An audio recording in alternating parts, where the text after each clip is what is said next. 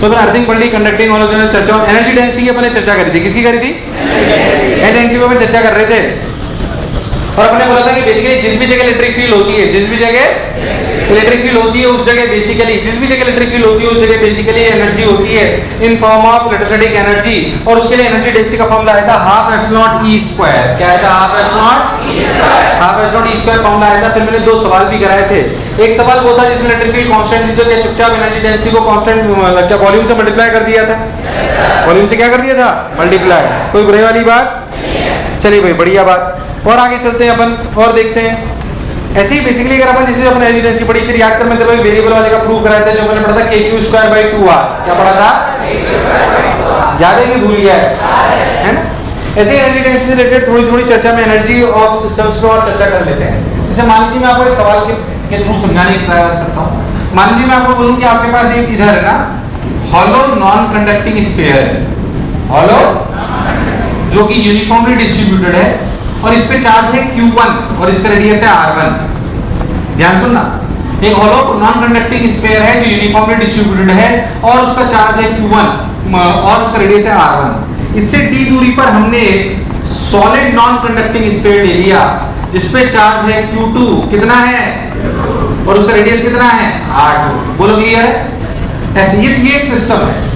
क्या इस सिस्टम की एक टोटल एनर्जी है? तो क्या इस सिस्टम की टोटल एनर्जी है कि नहीं है? लिखो क्या होगी। ये जो स्फीयर है सॉलिड नॉन कंडक्टिंग स्फीयर है।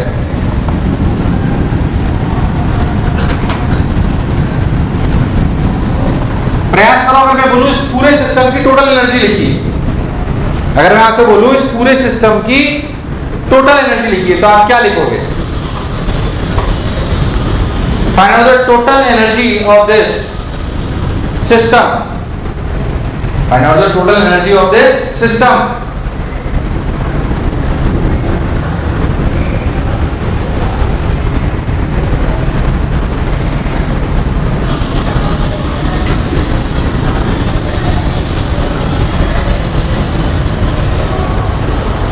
अरे हो गया है तुझको तो प्यार। मैं बताऊं पहला सवाल, कोई बहुत टफ चीज नहीं, ध्यान सोचोगे।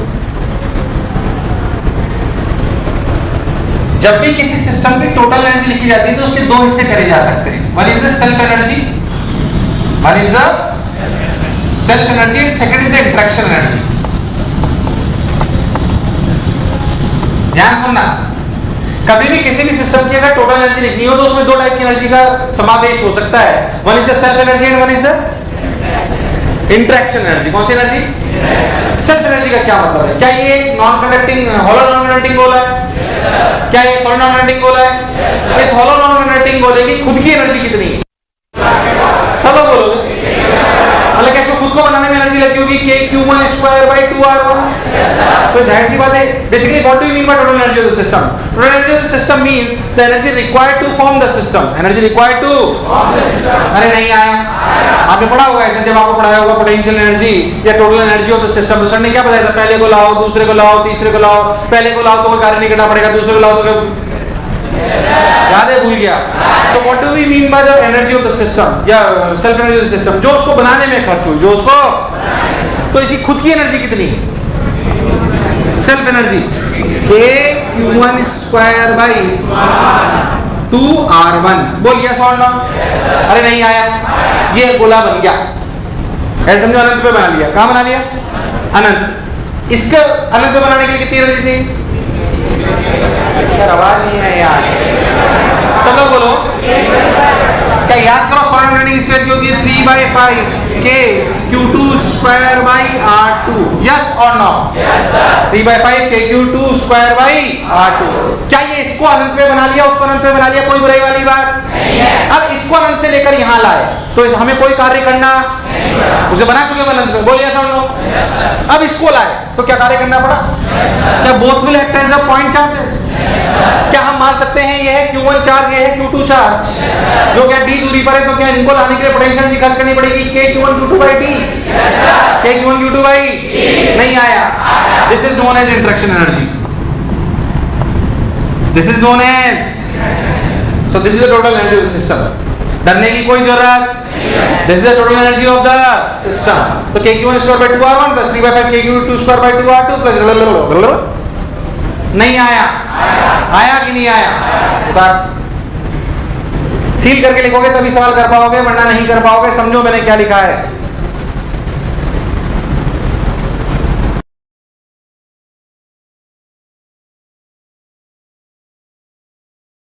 उतार लिया तुम लोगों ने? कोई बुराई वाली बात?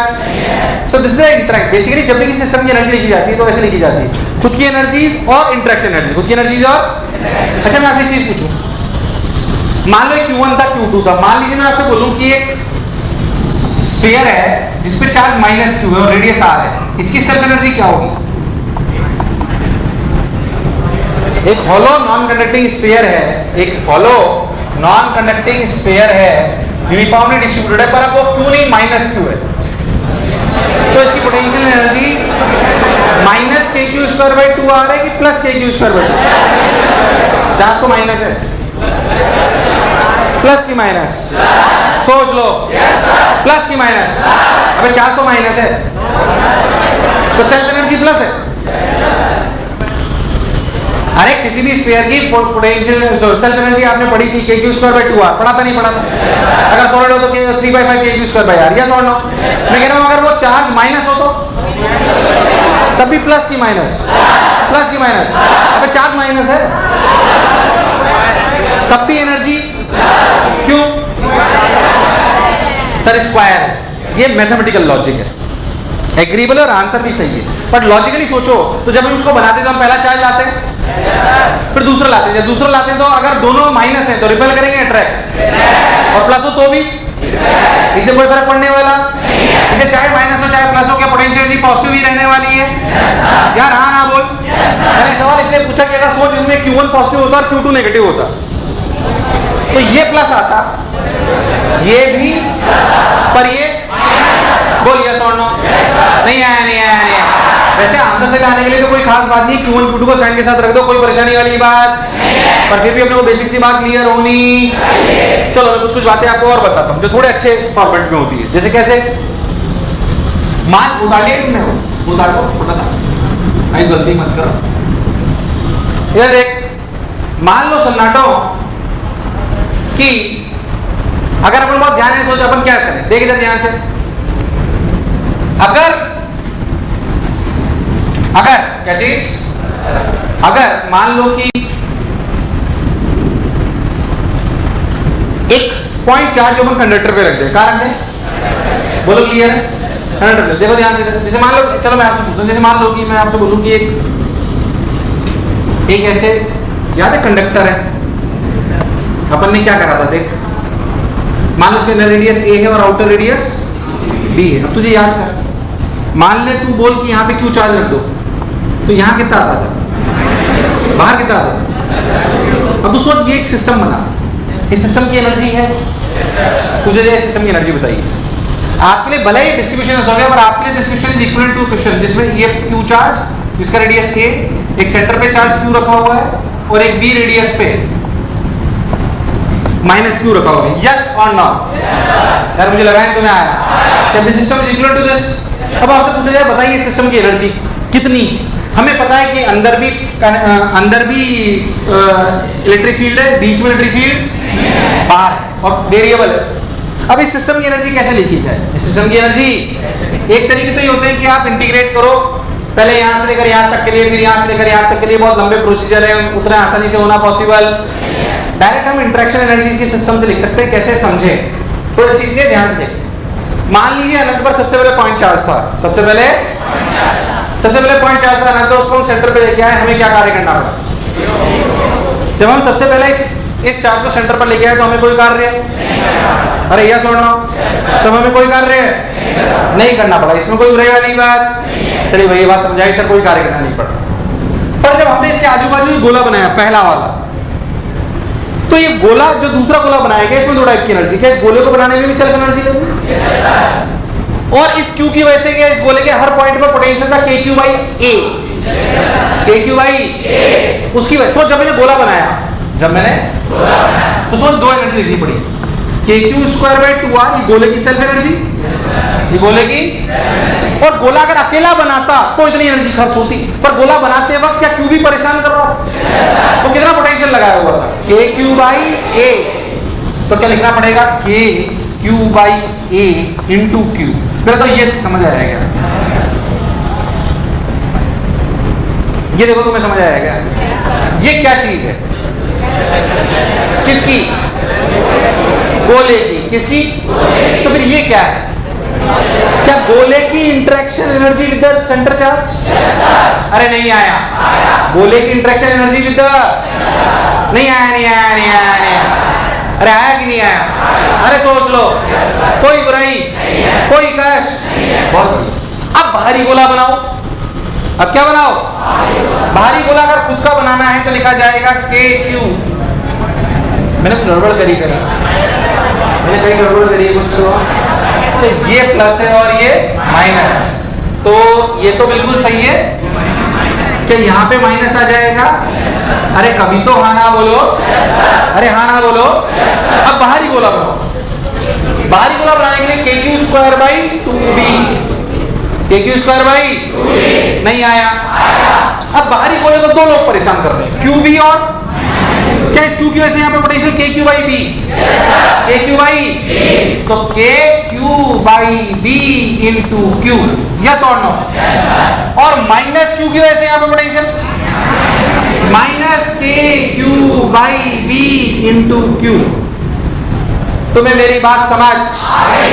अरे आई कि नहीं आई यार? आई कि नहीं आई? हाँ, मैं मान रहा हूँ कि इस वाले सवाल में कट गया है, पर लिखना आना। ध्यान से देखो तो आया k q square by 2b minus के q square by 2a। Solve करने पर आंसर छोड़, प्रोसीजर समझ आया क्या? यार मुझे लगा नहीं तुम्हें आया। प्रोसीजर समझ आया कि नहीं आया? गारंटी? अगला सवाल कराऊंगा, कर पाएगा? समझ के उतार, अगला तू करेगा। समझ के उतार, अगला तू करेगा। मान लो कुछ भी डिस्ट्रीब्यूशन हो, कैसा भी हो, और फाइनली सिस्टम ऐसा बन जाए। देखो, मान लो चार्ज Q, इस पे चार्ज 2Q और ये 2R, और ऐसा कोई सिस्टम बन जाए कि इस पे चार्ज आ जाए -Q। इस सिस्टम की एनर्जी लिखिए, इस सिस्टम की एनर्जी लिखिए जो भी सिखाया है उससे। इस सिस्टम की एनर्जी लिखिए जो सिखाया है उससे अभी। चलिए, हो गया?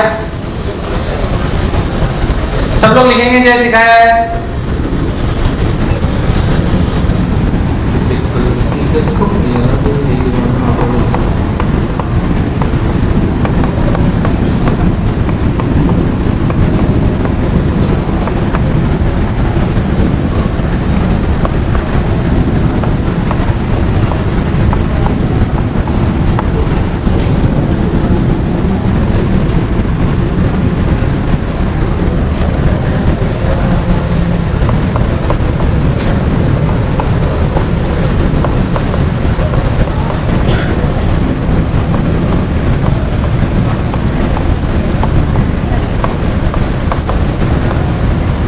चलो देखो, मैंने हर एक टर्म से लिखी है क्या?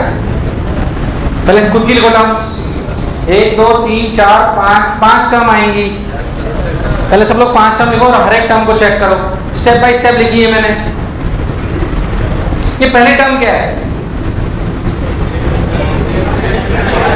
ये पहली टर्म क्या है?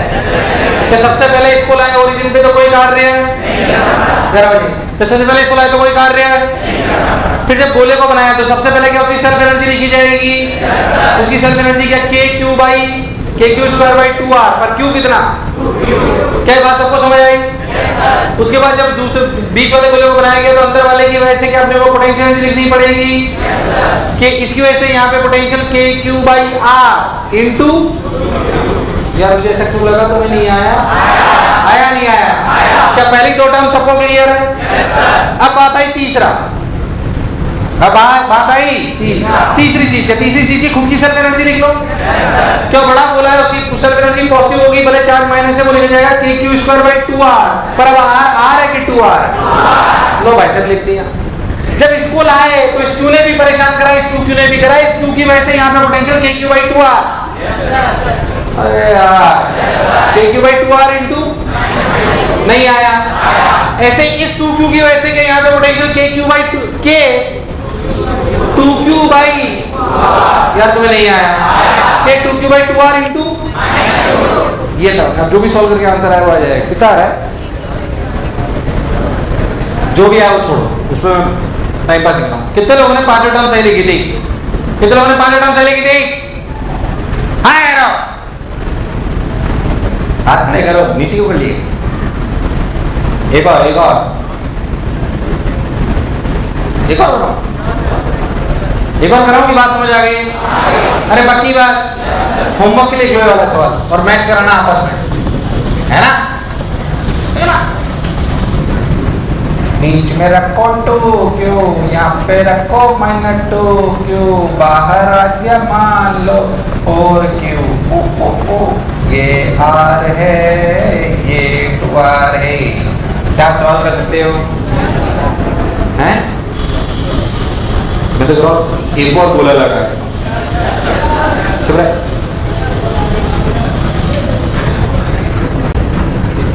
जिंदगी के सफर में गुजर जाते हैं जो मकान, वो फिर नहीं आते, वो फिर नहीं आते। आप लोग बोलो तो और कराऊं, ये बात बिल्कुल क्लियर है? क्या आवाज नहीं? हाँ ना बोलो यार, इसमें कोई बुराई वाली बात? क्रिस्टल क्लियर है, हमें क्रिस्टल क्लियर है कि हमें क्या करना है। बोलो क्लियर। एनर्जी कैसे लिखते हैं? बोलो क्लियर। नेक्स्ट देखो, चर्चा ऑन प्लेट्स। चर्चा ऑन, हालांकि मैं बहुत छोटी सी चर्चा कर रहा हूँ क्योंकि शीट में और HCl में यहाँ पे सवाल आ जाते हैं।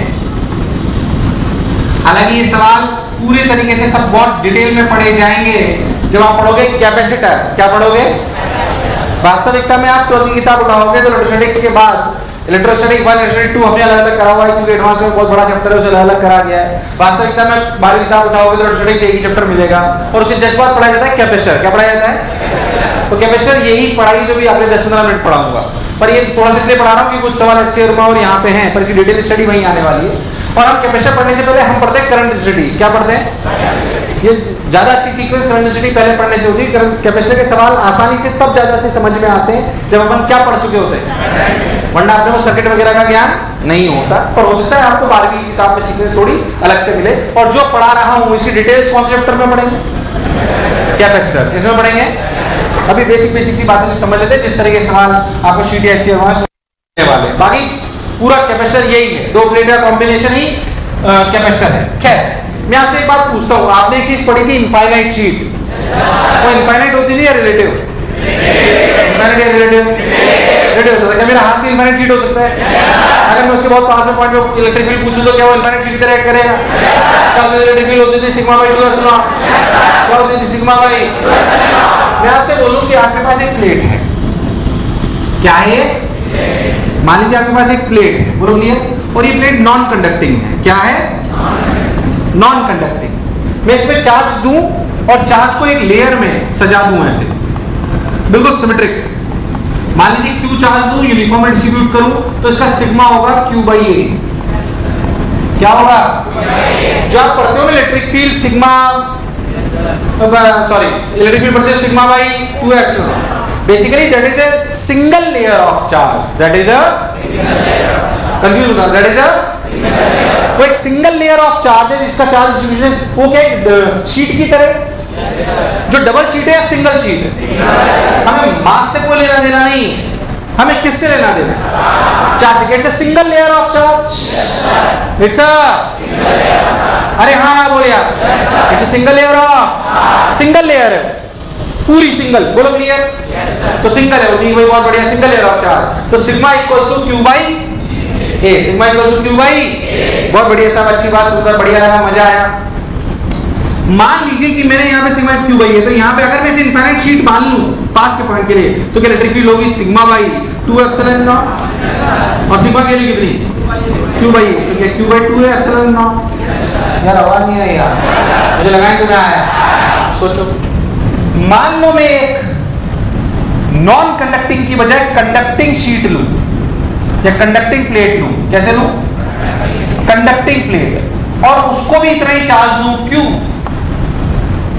क्या दूं? तो वो क्यों आप अपने आप अरेंज करते हो, आप खुद अरेंज करते हो, या वो अपने आप अरेंज हो? क्या बात हम जानते हैं? कंडक्टर में जो नॉन कंडक्टिंग चीज है उसमें तो आप चार्ज अरेंज कर सकते हो, पर जो कंडक्टिंग चीज है उसमें चार्ज अरेंज क्या वो अपने आप होता है? अच्छा बताओ कहाँ होता है?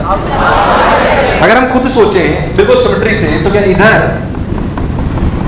कोई अगर एक्सटर्नल अफेयर नहीं है तो क्या बिल्कुल सिमेट्रिकली ऐसे डिस्ट्रीब्यूट हो? आवाज नहीं आई यार, अरे नहीं आया, आया नहीं आया, ऐसे डिस्ट्रीब्यूट होगा। इधर कितना चार्ज आएगा? Q by Q। इधर कितना आएगा? सोच के देखो, क्योंकि ये चार्ज चाहता है कि अंदर जो मसाला है वहां पर इलेक्ट्रिक फील्ड क्या हो, तो इसने अपने आप को ऐसे अरेंज करा।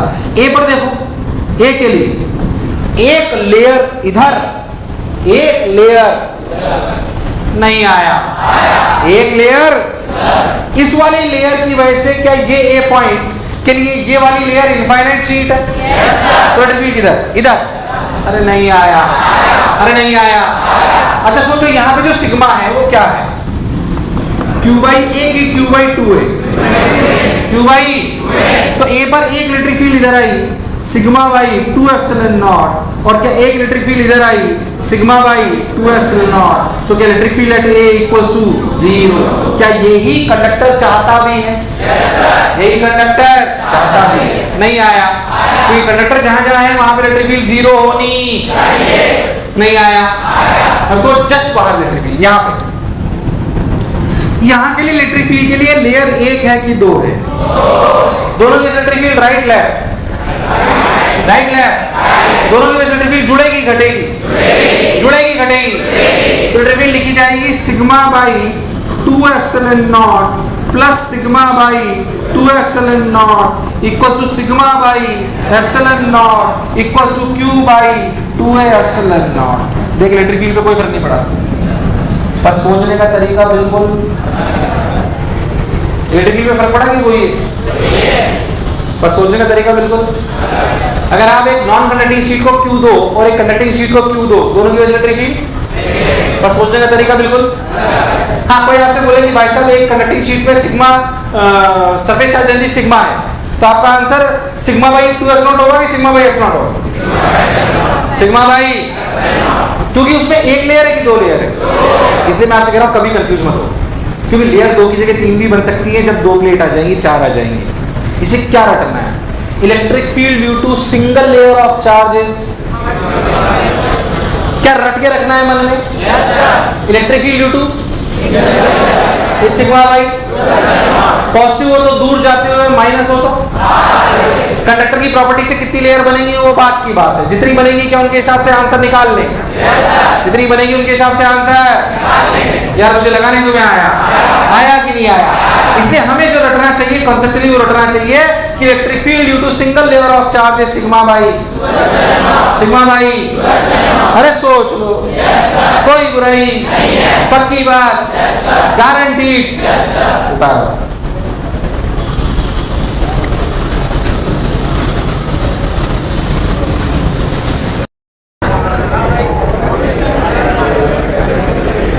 हाँ हाँ भाई, उतार लिया गया ना, बोलो बातें चालू हुई। ये देख सिग्मा बाई कोई कछवाली बात। अब बेसिकली बात क्या है कि अपन ने जिसे पढ़ लिया, मान लीजिए कि आपके कॉम्बिनेशन, जैसे मान लो मैं आपकी कंडक्टिंग प्लेट्स लो, क्या लो, फिर मैं आपको कह रहा हूँ जो मैं पढ़ाने वाला हूँ उसको बहुत डिटेलिंग में अपन कैपेसिटर में पढ़ेंगे, पूरा 8-10 लेक्चर कैपेसिटर पढ़ते रहेंगे, पता नहीं क्या क्या उसमें पीएचडी कर डालेंगे, डोंट वरी। अभी सिर्फ बेसिक बात समझो। मान लीजिए आपके पास 2 कंडक्टिंग प्लेट्स हैं, क्या है 2? मान लीजिए आपके पास 2 कंडक्टिंग प्लेट्स हैं और एक पे चार्ज दे दिया गया Q1 और एक पे दे दिया Q2। अब ये बराबर डिस्ट्रीब्यूट हुए, कोई जरूरी नहीं है, क्योंकि ये इसको इन्फ्लुएंस कर रहा है और ये नहीं आया।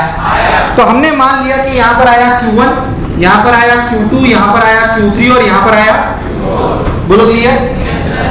ऐसे आ गया।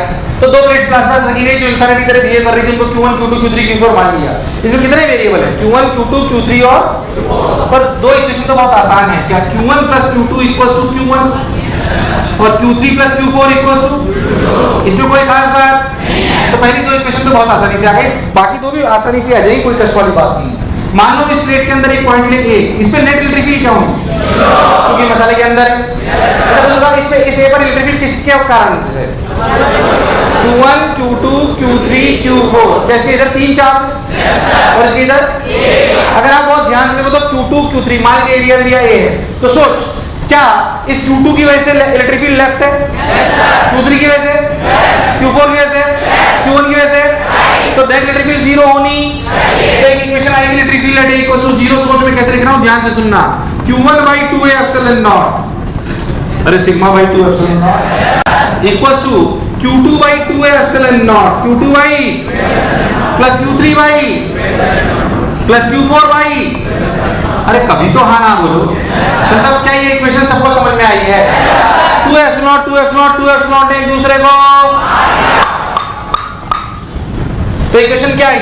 Q1 equals to Q2 plus Q3 plus Q4, तीसरी इक्वेशन। कौन सी इक्वेशन? वाली कौन सी? चौथी कैसे लाऊं? क्या यहाँ पे इलेक्ट्रिक फील्ड जीरो होनी? डायरेक्ट बोलेंगे आप सब लोग, क्या बोलो? सब लोग बोलेंगे Q4 equals to Q1 plus Q2 plus Q3। नहीं आया, नहीं आया। अब सोच Q3 प्लस 3 और 4 को जोड़ ले, 3 और 4 को जोड़ तो देख Q1 कट जाएगा और Q4 कट जाएगा, तो Q2 प्लस Q3 जीरो आ जाएगा। Q2 प्लस Q3 यानी कि Q2 equals to minus Q3, Q2 equals to, इसका मतलब अपोजिट फेस पर सेम मैग्नीट्यूड होता है पर नेचर अपोजिट होती है। क्या मैं ऐसा पहले भी सुन, क्या अपोजिट सरफेस पर सेम मैग्नीट्यूड होता है पर अपोजिट, या 2 कूलम तो या -2 कूलम या -4 कूलम तो या +4 कूलम, या सॉल्व एक स्टैंडर्ड बात समझ में आई भैया? अगर 2 प्लेट हैं तो उनके अपोजिट फेसेस पर सेम मैग्नीट्यूड होगा पर नेचर नहीं आया। अब सुन, इनको माइनस कर 3 - 4,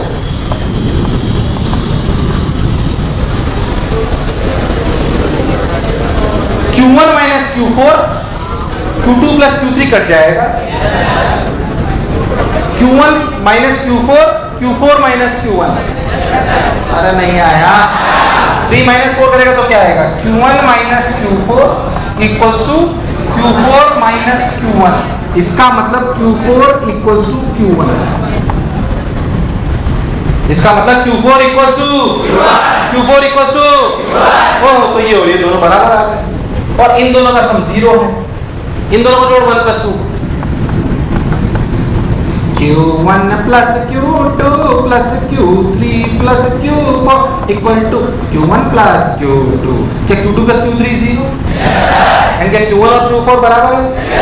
अरे नहीं आया, तो आपको नहीं लगता Q1 equals to Q4 equals to Q1 plus Q2/2? तुम्हें दूर दूर तक मेरी बात समझ, क्या सीखे?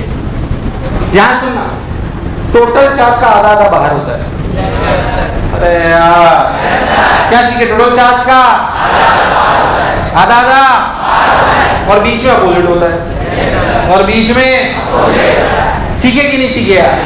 अब तो कोई भी सवाल कर सकते हैं, देख कैसे हो रहा है। देख, मान लो कि ये 3Q, ये 5Q, टोटल कितना? 8Q का आधा, 4Q, तो यहां कितना बचा?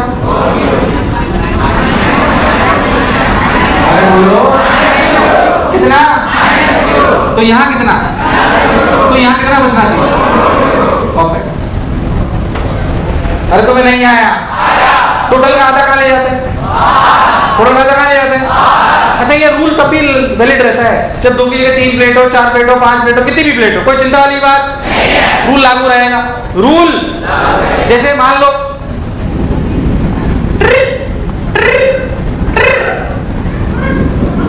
5Q - Q 3Q, टोटल कितना? कितना 5q माइनस q 3q कितना, अरे 5 3 8 में से गया 7 का था 3.5q, यहाँ सब लोग बोलेंगे 1.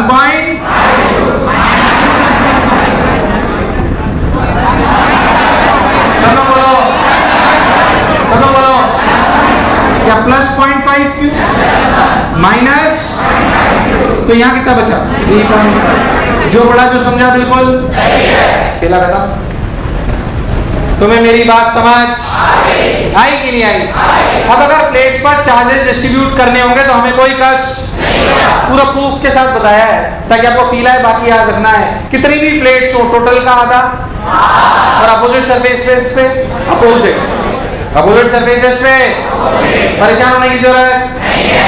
उतार, पहले उतारना, पहले सवाल मत उतार लेना, तुम्हारा कोई भरोसा खुद ही बोलते नहीं है।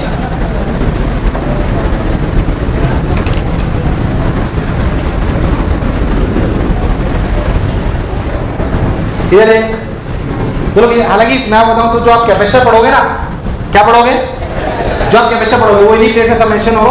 कैपेसिटर वास्तविकता में क्या करता है, हल्का सा आइडिया देता हूं। 2 प्लेट होती है, क्या होती है 2 प्लेट, एक पे क्यू चार्ज होता है, एक पे सोच अगर ये क्यू माइनस क्यू तो बाहर कितना,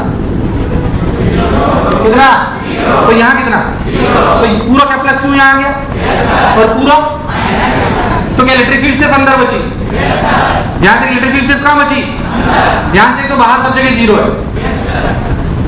तो सोच क्या हमें बढ़िया एनर्जी मिली जो कन्फाइंड है, इसे कहते हैं बाल्टी ऑफ एनर्जी। क्या कहते हैं? ये कैपेसिटर बहुत काम की चीज है। क्या कैपेसिटर चालू करूंगा तब आपको बताऊंगा। सोच वैसे तो अगर आप एक स्फीयर ले लो तो स्फीयर में एनर्जी आर से इन्फिनिटी बिखरी हुई, उसे समेटना पॉसिबल नहीं है, तो समेटना पॉसिबल कैपेसिटर एनर्जी से अंदर होती है, बाहर जैसे चीजें फटाक से आगे कैमरे का फ्लैश, सोच कितनी जोर से रोशनी लाता है, सिर्फ 2-2 वोल्ट के 2 सेल अंदर कैपेसिटर लगे होते हैं जो एनर्जी भर के रखते हैं, बटन दबाया खुबा, अरे यार, अरे तब अबे सोचो 2-2 वोल्ट के सेल होते हैं कैमरे में, अरे होते ही नहीं होते यार, इतने 4 वोल्ट की सप्लाई कोई आपको इतनी रोशनी दे सकती है कैमरे की, अरे देती है ना, पर क्योंकि वो सेल पहले से बहुत सारे कैपेसिटर को भर के रखते हैं।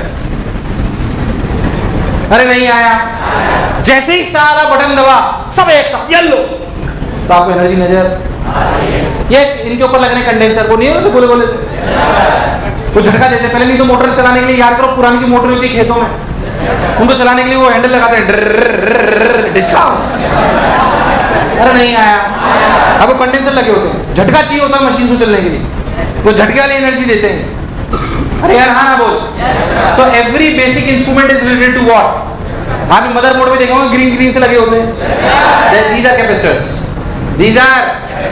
तो अगले 3 मेजर एलिमेंट आएंगे इलेक्ट्रोस्टैटिक्स के बाद, वो होगा करंट डेंसिटी जिसमें आएगा रेजिस्टर, क्या आएगा, फिर आएगा कैपेसिटर, फिर आएगा इंडक्टर, फिर क्या आएगा, जो आप पढ़ोगे मैग्नेटिज्म के ईएमआई में, मैग्नेटिज्म के ईएमआई चैप्टर में 3 मेजर आपके सर्किट कंपोनेंट्स आएंगे। अब मेजरली आपको सर्किट कंपोनेंट्स के साथ खेलना है, किसके साथ, तो आपकी मैथ्स अच्छी होनी है ना। तो अगले टाइम पे वैसे मैं आपको चालू करूंगा करंट सिटी, क्या चालू करूंगा, वैसे मैं आपको बेसिक 10वीं का ज्ञान से ही चालू करूंगा, V = IR, पर फिर भी अगर थोड़ा बहुत रिवाइज कर लो तो कोई बुराई, आपको अच्छा लगेगा। Got my point? So this chapter is done now.